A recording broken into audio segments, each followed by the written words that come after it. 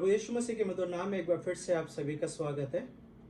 और मैं विश्वास करता हूं कि आप सारे तैयार हैं ताकि आज के वचन को आप सुने और सीखें और समझें। और जो लोग पहली बार जुड़ रहे हैं उनको मैं बताना चाहता हूं कि हम लोग मरकुस की किताब को चैप्टर 1 से कर रहे हैं और आज हम अध्याय 7 में हैं। So if you are joining first time you can go back and look all our sermons on YouTube and you can follow us. And today we will be dwelling in chapter 7, chapter 7 अध्याय 7 और उसका 24 से लेके आज 30वीं verse देखेंगे, यानी कि 24 से 30 book of mark chapter 7 and versus 24 to 30। और इससे पहले अगर मैं बताऊं कि चैप्टर 7 में हमने क्या क्या देखा है, तो पहला जो सरमन था चैप्टर 7 का, उसमें हम देख रहे थे कि किस तरीके से परंपराओं का पालन किया जा रहा है। People were following the traditions and they were giving the importance to the traditions more than the scriptures। और यीशु मसीह इसी चीज को बोलते हैं कि तुम लोग अपनी परंपराओं को, अपनी रीति रिवाजों को तो मानते हो, लेकिन परमेश्वर के वचन को तुम लोग पीछे छोड़ देते हो। और वहां पे यीशु जो है फरीसियों से और जो शास्त्री लोग हैं उनको परमेश्वर यीशु मसीह जो है एक तरीके की ताड़ना दे रहे हैं। फिर उसके बाद हमने 14 से लेकर 23 तक देखा था and we were talking about the food.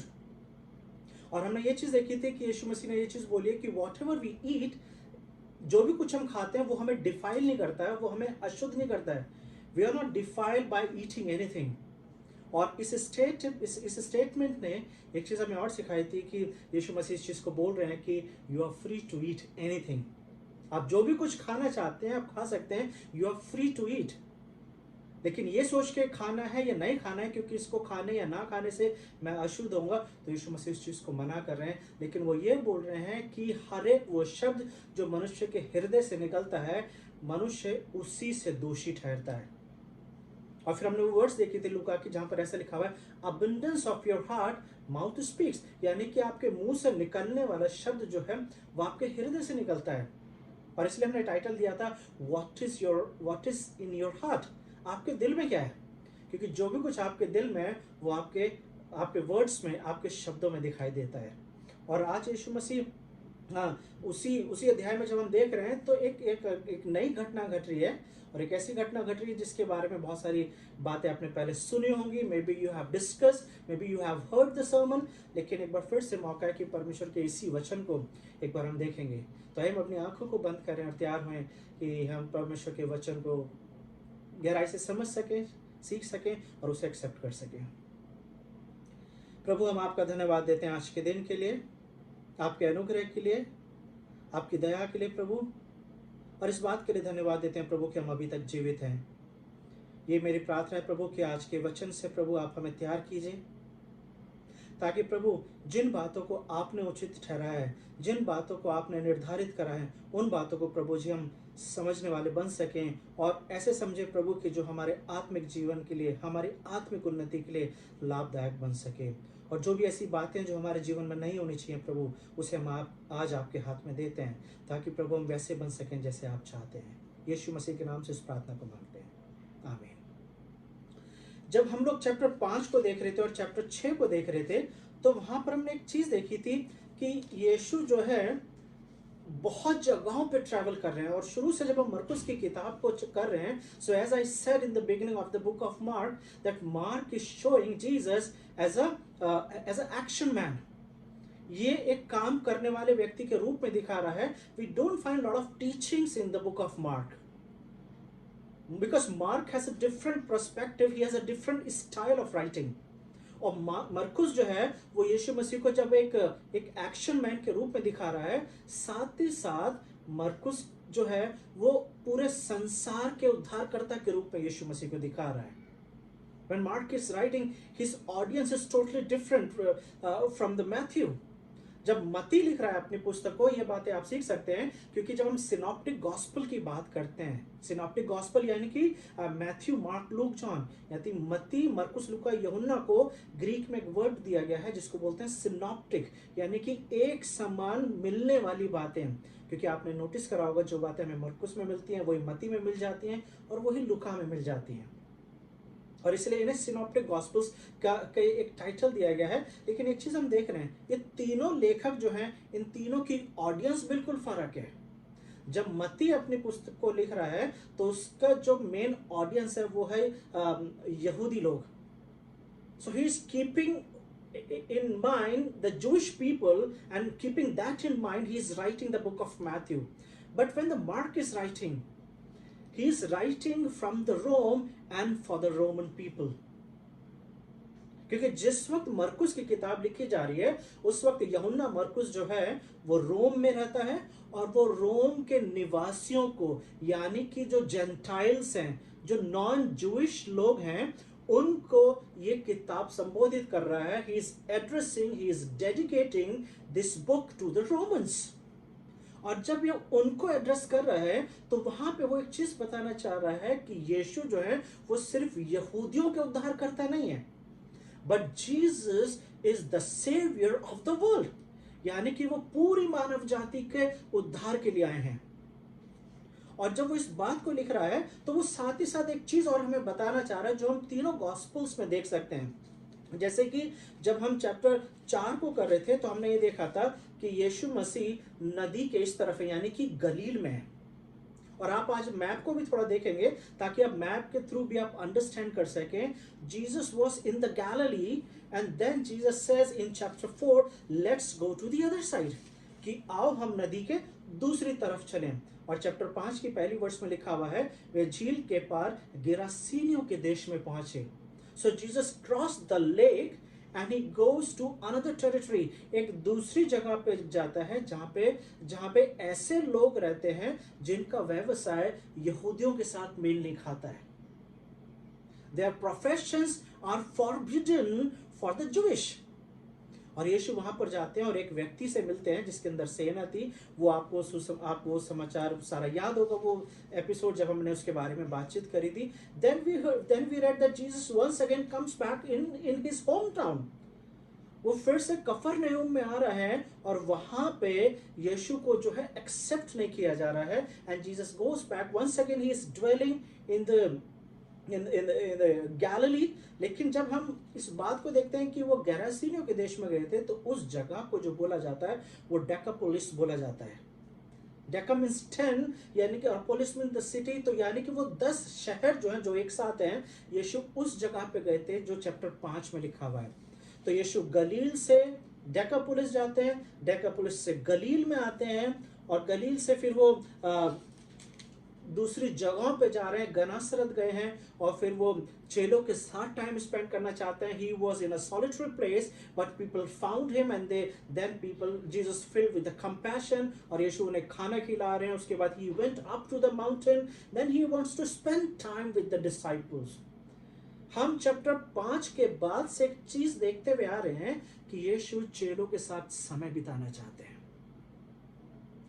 आपको याद होगा कि यीशु मसीह ने जब 2-2 करके चेलों को भेजा था और जब वो वापस आए थे यीशु उनको ले जाना चाहते थे. Jesus wanted to go a separate, a lonely place so that he can spend time with the disciples. लेकिन ऐसा हो नहीं सका क्योंकि बहुत सारी भीड़ वहां पर आ गई, और वो जो उनका वेकेशन था, वो जो उनका एक टाइम था, रिट्रीट था, वो किसी तरीके से कैंसिल हो गया. And since then we are looking that Jesus wants to be with disciples alone. एक ऐसा समय जहां पर यीशु, क्योंकि बहुत मिनिस्ट्री कर चुके हैं, and this is almost the last year, बिल्कुल अंत का समय चल रहा है यीशु का अपनी मिनिस्ट्री का.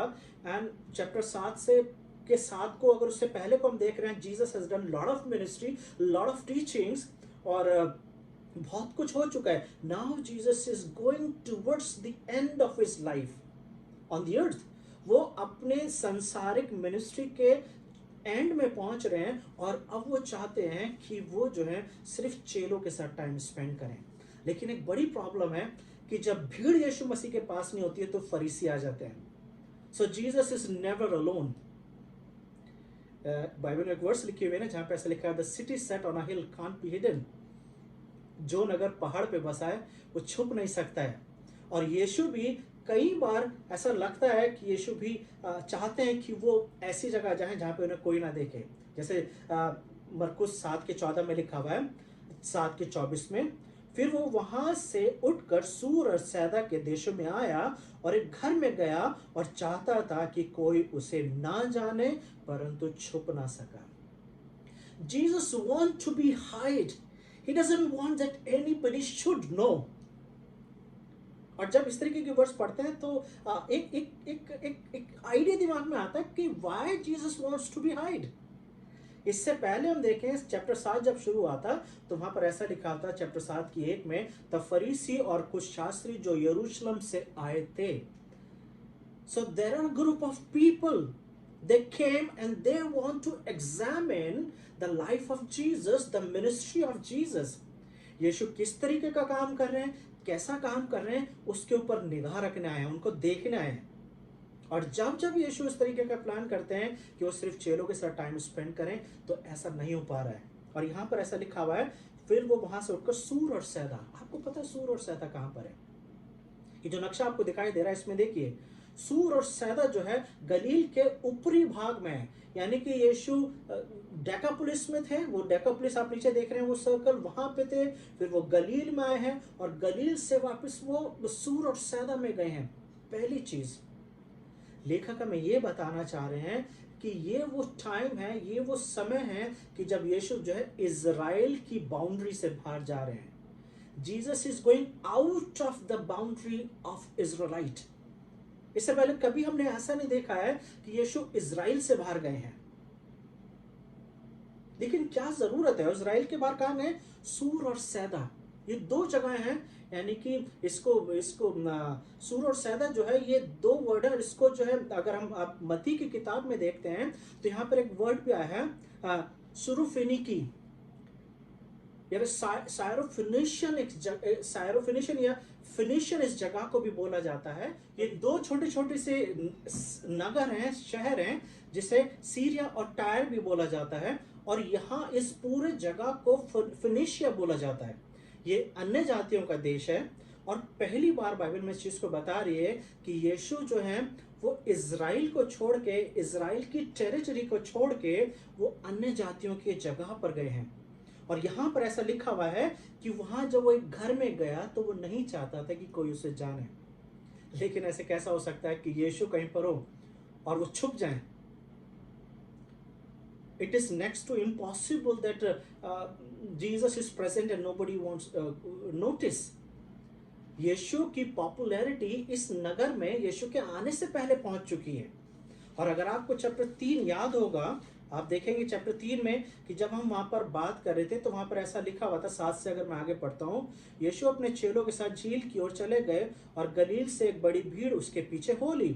और यहूदिया और यरूशलेम और इदुमिया और यरदन के पार और सूर और सैदा के आसपास की बड़ी भीड़ यह सुनकर कि वो कैसे कैसे अचंभे काम करता था उसके पास आई। So Jesus first time going in this place, but people know about Jesus. And since people know about Jesus, Jesus could not be hide. वो छुप नहीं पा रहे हैं यहाँ पे और वो चाहते थे कि वो छुप जाए। सबसे पहली बात, why Jesus wants to be hide? क्या रीजन है कि यीशु मसीह नहीं चाहते कि लोग उन्हें देखें, जाने उनके बारे में? Jesus doesn't want that people should know that he is here in this town. उसका रीजन यही है कि जैसे मैंने आपको पहले बताया, ये बिल्कुल अंत का समय चल रहा है। It's almost the last hours of Jesus ministry. और ये वो टाइम है कि जहां पर यीशु अपना पूरा फोकस, अपनी पूरी मिनिस्ट्री का जो है, अब वो चेलों को ट्रेन करना चाहते हैं। He wants to spend more time with disciples to teach them, to help them to understand the ministry, क्योंकि आगे चल के वो ही इस मिनिस्ट्री को पूरी दुनिया तक पहुंचाने वाले हैं। So this is the reason that Jesus wants to be with disciples. और यहाँ पर यीशु मसीह के साथ चेले हैं।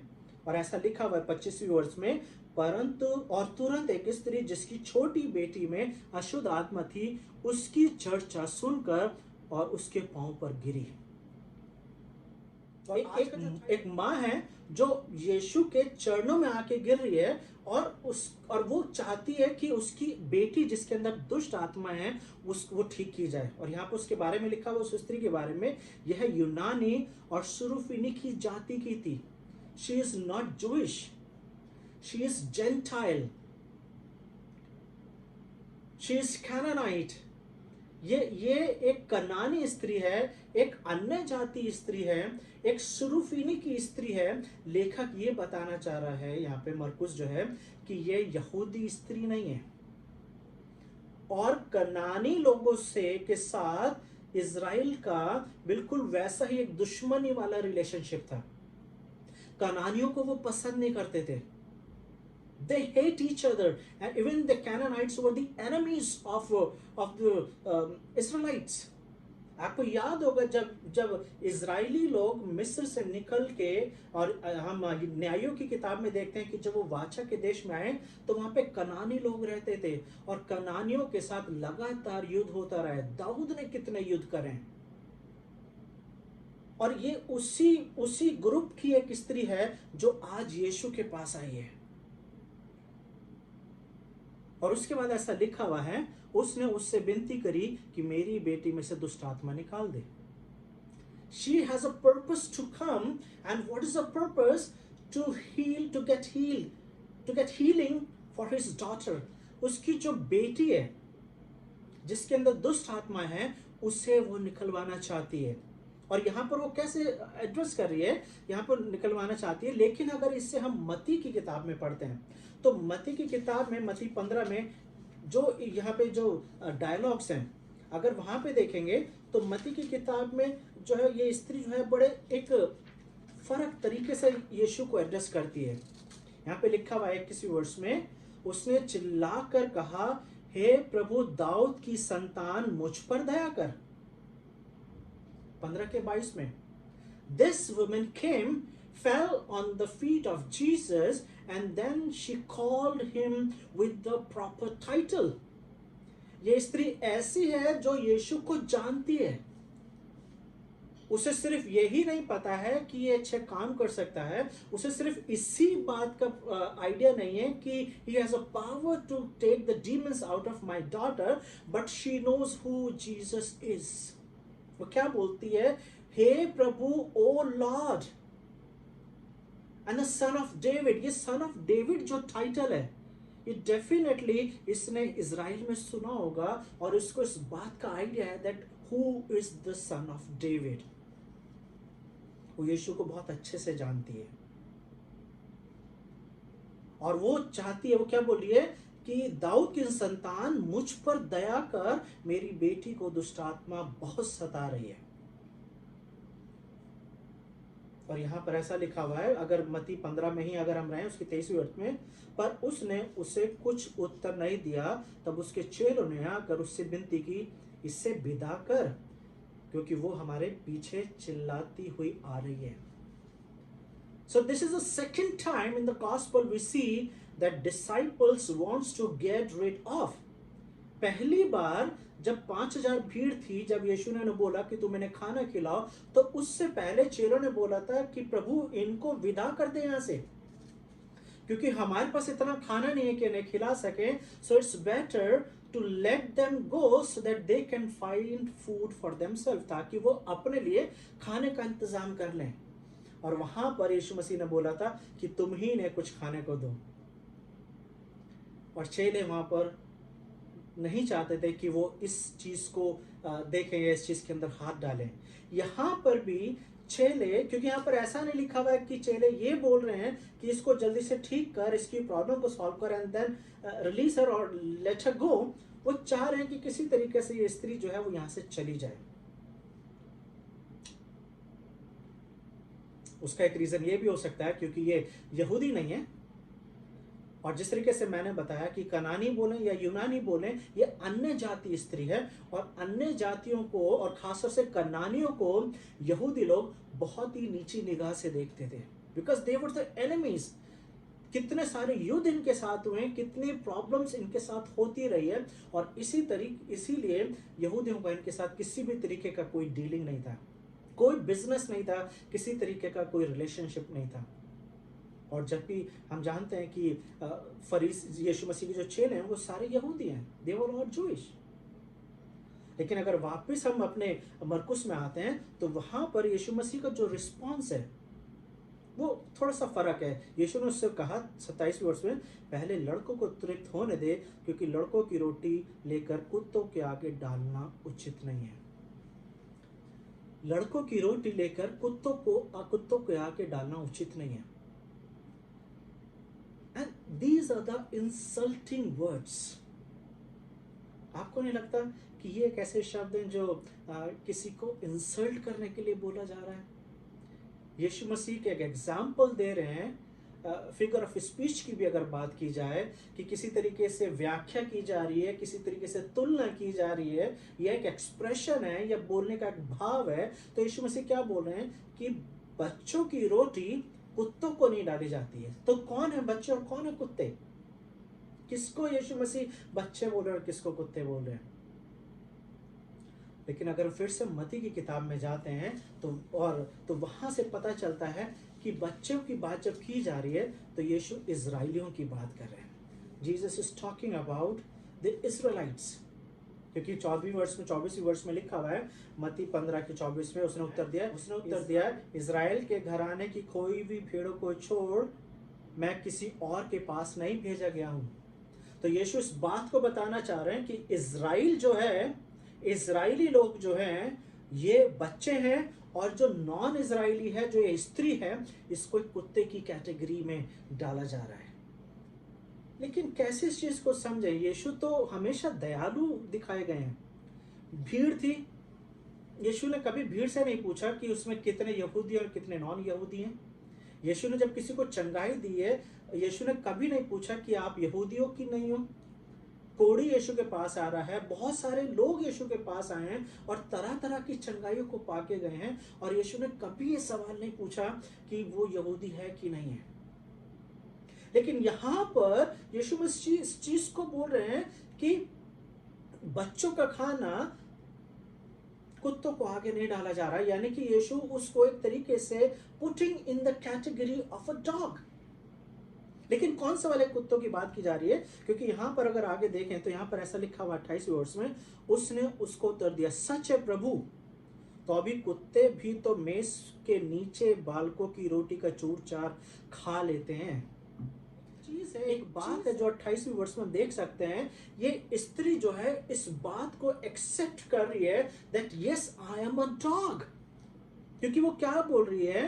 वो बोल रही कि हाँ, मैं कुत्ते की कैटेगरी में हूं, और कुत्ते भी तो वही खाते हैं जो मेज पर से गिरते हैं। तो पहली चीज, जब हमारे घरों में जब टेबल पे खाना खाया जाता है, और अगर मेज पे बैठे हुए खाना खा रहे हैं और मेज पे से अगर कोई चीज गिरी, तो कौन सा कुत्ता आके खाना खाता है? वो गली के कुत्ते नहीं आते हैं जो आवारा, जंगली या किसी भी तरीके के कुत्तों की बात की जा रही है, but definitely it's a puppy, it's a dog generally people keep at home. अभी कुछ दिन पहले मैं अपने सिस्टर के घर में था यूएस में, और उसके पास दो कुत्ते हैं। She has 2 dogs. और जब हम खाना खाते थे तो वो टेबल के आसपास ही बैठे रहते थे, और कई बार हम लोग जान के कुछ गिरा देते थे ताकि वो खा ले, कई बार वो गिर जाता था तो वो खाते थे। So they wait, if something will fell we will eat. This is what happen. अगर आपके घर में भी कुत्ते हैं या कुत्ता है, तो आपने इस चीज को नोटिस करा होगा कि जब आप लोग खाना खाते हैं तो वो आपके आसपास ही बैठे रहते हैं। या तो आप कोई चीज जान के गिराते हैं, या गिर जाती है तो वो उसे उठा के खा लेते हैं। And this is what Jesus is saying and putting this woman in the category of a dog. लेकिन ये स्त्री जो है इस चीज से ऑफेंड नहीं हो रही है, इस चीज से बुरा नहीं मान रही है। She is not defending herself, ना ही वो अपने आप को प्रोटेक्ट कर रही है कि यीशु आप मुझे ऐसा कैसा बोल सकते हैं, but she accept that yes even dog eats the scrums. और वो बता रही है कि वो भी तो चूर चार ही खाते हैं। तो पहली चीज कि यीशु ने ये शब्द क्यों बोले किसी के लिए, और जैसा मैंने स्टार्टिंग में बताया कि यीशु जो है यहाँ पर चेलों के साथ टाइम स्पेंड करने आए। Jesus wants to teach disciple something. चेलों के साथ पर्सनल टाइम स्पेंड किया जा रहा है, जहां पे उन्हें सीखने की जरूरत है। और चैप्टर 7 जब शुरू हुआ तो वहां से हम एक चीज ही देख रहे हैं कि परंपराओं को पहले स्थान पे रखा जा रहा है।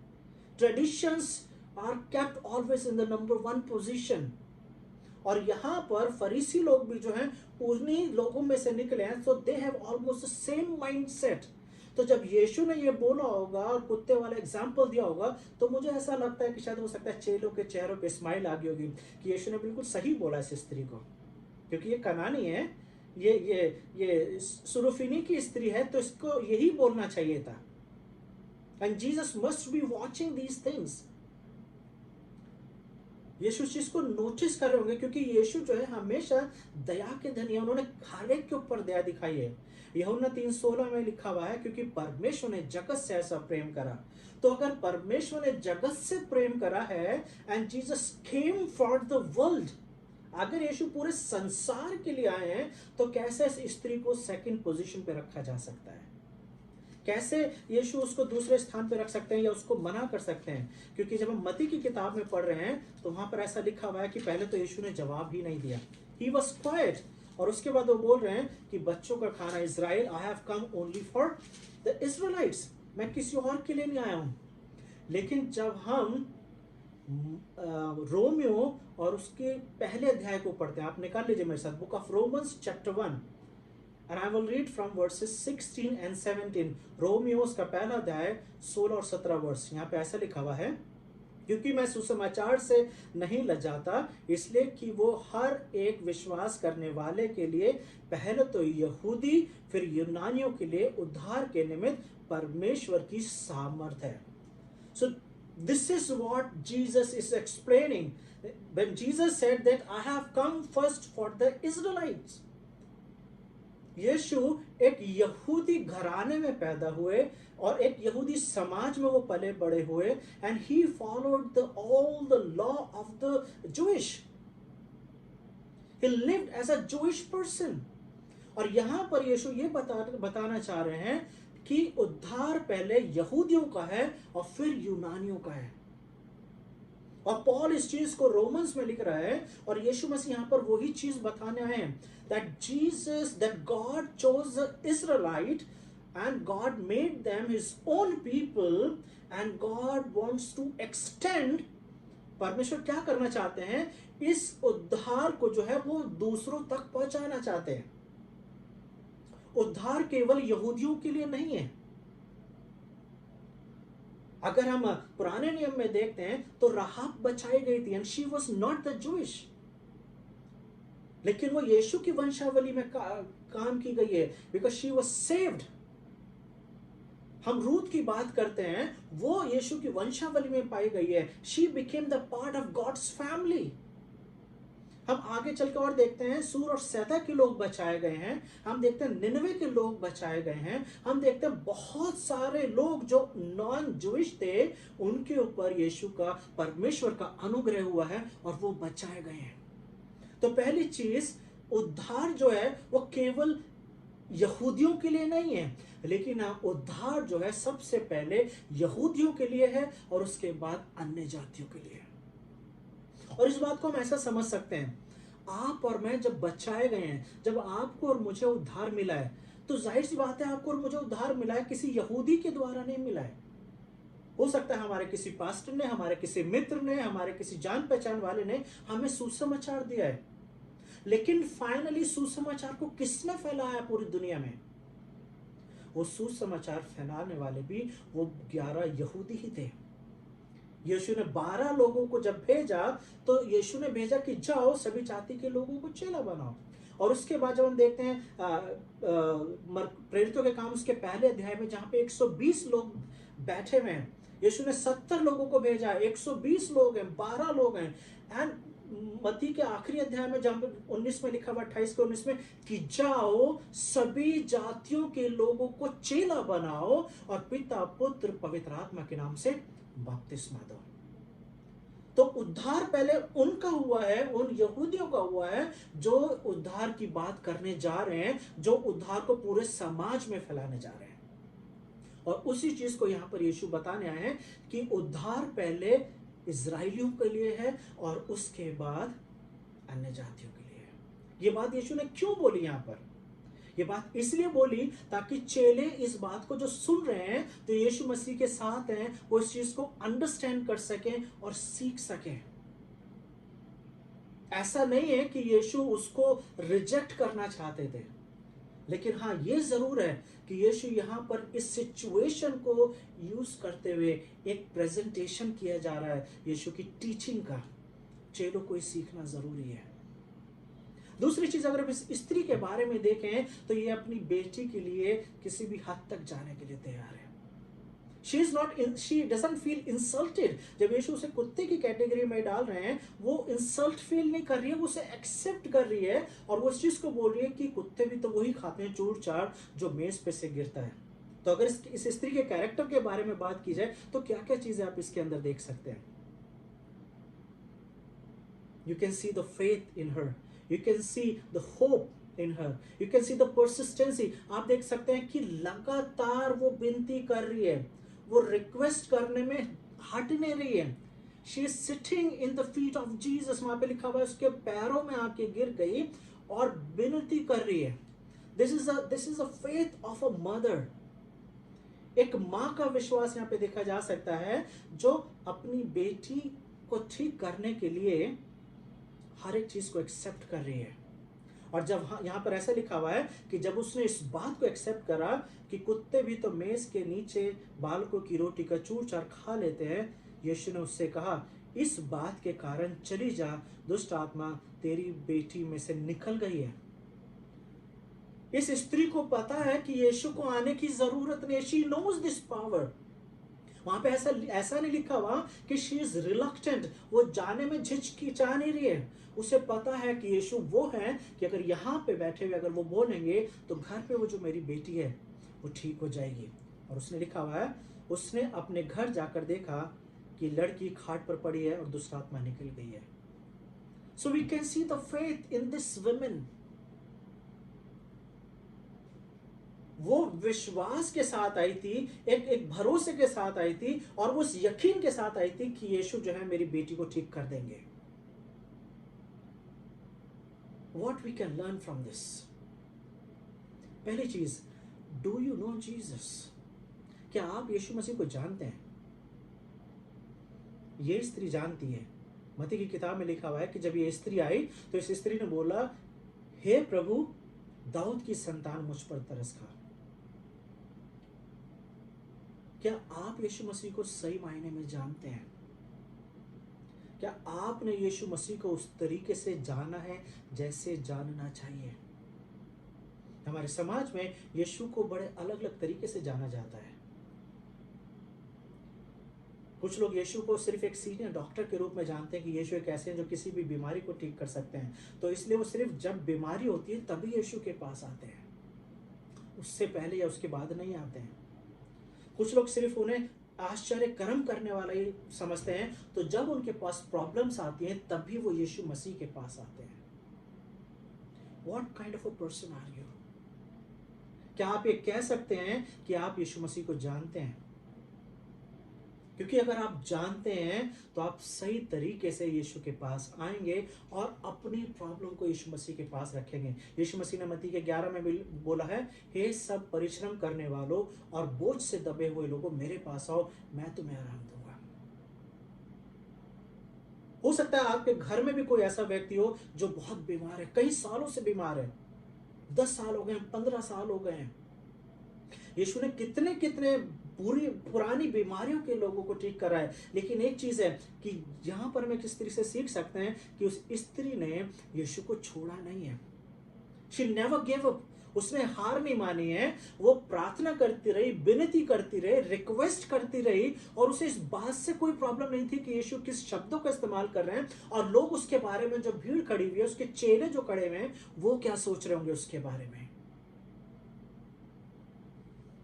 अगर आपके घर में भी कोई ऐसा व्यक्ति है तो इस स्त्री की तरह आप यीशु मसीह के पास चले जाइए और प्रार्थना करना शुरू कर दीजिए, क्योंकि बाइबल बताती है कि हमारा परमेश्वर कभी ना बदलने वाला परमेश्वर है। अगर वो इस स्त्री की प्रार्थना को सुन सकता है, इस स्त्री की बात को सुन सकता है, तो वो आपकी प्रार्थना आपकी बेटी के लिए, आपकी प्रार्थना आपके बेटे के लिए, आपकी प्रार्थना जो भी कोई है, परमेश्वर उसे सुनेंगे।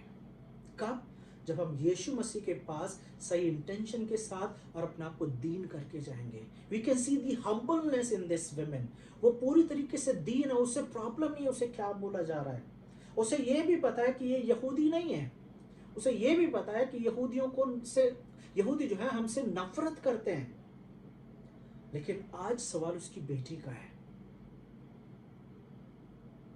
और हो सकता है कि आप शायद वो व्यक्ति हैं जिसे इस तरीके की प्रार्थना करने की ज़रूरत है। तो आइए हम प्रभु यीशु मसीह के पास चलें और प्रार्थना करें, और यही प्रार्थना करें कि प्रभु आज मुझे भी उसी तरीके की चंगाई की ज़रूरत है जिस तरीके से इस स्त्री ने अपनी बेटी के लिए चंगाई करी। मैं भी अपनी बेटी की चंगाई के लिए प्रार्थना करूं, मैं भी अपने बेटे के लिए चंगाई के लिए प्रार्थना करूं, मैं भी अपने लोगों के लिए प्रार्थना करूं। Submit to God. याकूब में लिखा हुआ, submit to God, resist the devil and he will flee from you. अपने आप को परमेश्वर के हाथ में दे दीजिए। जब हम अपने आप को परमेश्वर के हाथ में देते हैं तभी हमारे जीवनों में वो काम होते हैं जिसके बारे में हम कल्पना करते हैं। तो आइए आज उन कामों को हम अपने परिवार में होता हुआ देखें और प्रार्थना करें। प्रभु, हम आपका धन्यवाद देते हैं आज के दिन के लिए, आपकी आराधना के लिए धन्यवाद देते हैं प्रभु, आपके आदर के लिए धन्यवाद देते हैं, आपके उस सम्मान के लिए धन्यवाद देते हैं प्रभु जो हमें आपके पास आने से मिलता है। जबकि प्रभु संसार हमसे वैसा प्यार नहीं करता जैसा आप करते हैं। हम धन्यवाद देते हैं कि यीशु मसीह में प्रभु आपने हमें चुन लिया है। यीशु मसीह में प्रभु जी आपने हमें माफ़ करके अपने पास बुला लिया है। प्रभु एक बार फिर से प्रभु हम अपने प्रियजनों के लिए प्रार्थना करना चाहते हैं, और यही प्रार्थना करना चाहते हैं जिस तरीके से ये स्त्री यीशु मसीह से विनती कर रही है अपनी बेटी के लिए। ऐसे जो भी कोई आज इस वक्त प्रभु अपनी बेटी के लिए, अपने बेटे के लिए, अपने पति के लिए, अपनी पत्नी के लिए या किसी भी जन के लिए प्रार्थना कर रहा है, यही मेरी प्रार्थना है प्रभु कि आज उनकी प्रार्थनाएं सुनी जा सके। प्रभु आपका अनुग्रह हर एक के ऊपर वैसे ही होता रहे जैसे अब तक होता आ रहा है, ताकि प्रभु आपकी इच्छा हर एक के जीवन में पूरी हो सके, ताकि हर एक जन प्रभु अपने विश्वास में आगे बढ़ के प्रभु आपको पहले स्थान दे सके। धन्यवाद देते हैं प्रभु कि आप सच में अनुग्रहकारी परमेश्वर हैं। आपके अनुग्रह को प्रभु जी हमने कई बार अपने जीवन में पाया है। एक बार फिर से हर एक बात के लिए हम धन्यवाद देते हैं और यही प्रार्थना करते हैं कि हमें इतना बल दें प्रभु कि हम आप में हमेशा बढ़ते चले जाएं। यीशु मसीह के नाम से इस प्रार्थना को मांगते हैं, आमीन। Thank you very much, God bless you.